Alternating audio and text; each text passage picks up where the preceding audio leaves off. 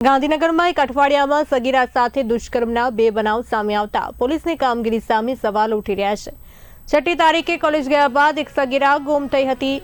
પરિવારના જણાવ્યા મુજબ સગીરાને દિશાંત ઉર્ફે દીપ પરમાર સાથે પ્રેમ સંબંધ હતો અને આ સંબંધને લઈને ઘટનામાં તેની સંડોવણી હોવાની શંકા વ્યક્ત કરવામાં આવી છે। સગીરાને હોસ્પિટલમાં દાખલ કરવામાં આવી હતી, જ્યાં તેની સ્થિતિ ગંભીર હતી। સગીરાનું ગંભીર હાલત બાદ મોત થયું હતું। આરોપીને સજા થાય તેવી પરિવારજનોની માંગ છે।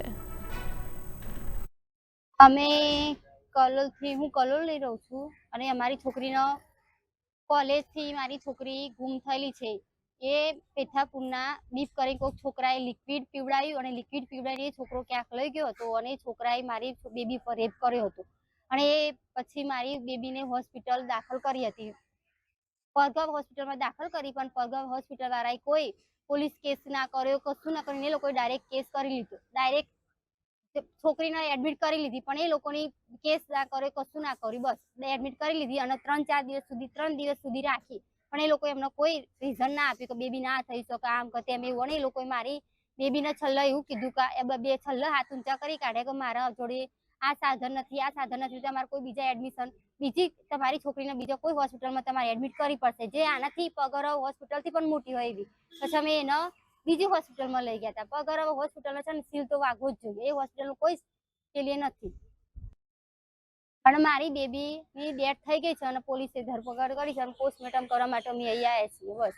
અને મારી બેબીને જે થયું છે, મારી બેબીના જે છોકરાએ દીપ ભરતભાઈ શર્માએ આ જે મારી હાલત કરી છે મારી બેબીની, એ હાલત ઉપરથી હું તમને બધાને એવું કહું છું કે મને સપોર્ટ કરજો ને એ છોકરાને ફાંસીની સજા થવી જોઈએ, બસ મારું એટલું જ કહેવું છે, બીજું કંઈ નહીં। મારી દીકરી 6 તારીખે સવારે મારા ઘરેથી કોલેજ ગઈ હતી।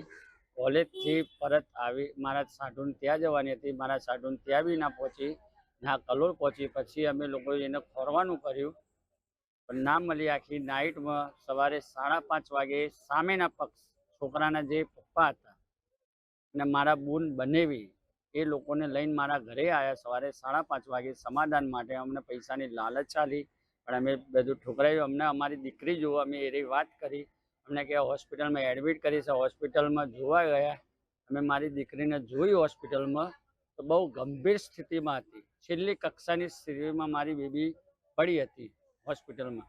ત્યાંથી એ લોકો એને મારી બેબીને મૂકીને જતા રહ્યા બિન અવસ્થામાં।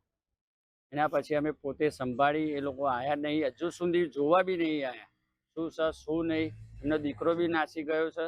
અમે રિક્વેસ્ટ એ જ કરીએ છીએ મીડિયાને, પોલીસવાળાને, દરેક વ્યક્તિને, અમને અમારી દીકરીનો ન્યાય મળે, સામેવાળાના છોકરાને ફાંસીની સજા મળે। આજ મારી જોડે થયું છે, મારા જોડે મારી દીકરી જોડે, કાલ ઉઠી તમારી બી દીકરી જોડે બને તો એવું ના થાય। આવા છોકરાઓને ફાંસીની સજાની સજા જ મળવી જોઈએ।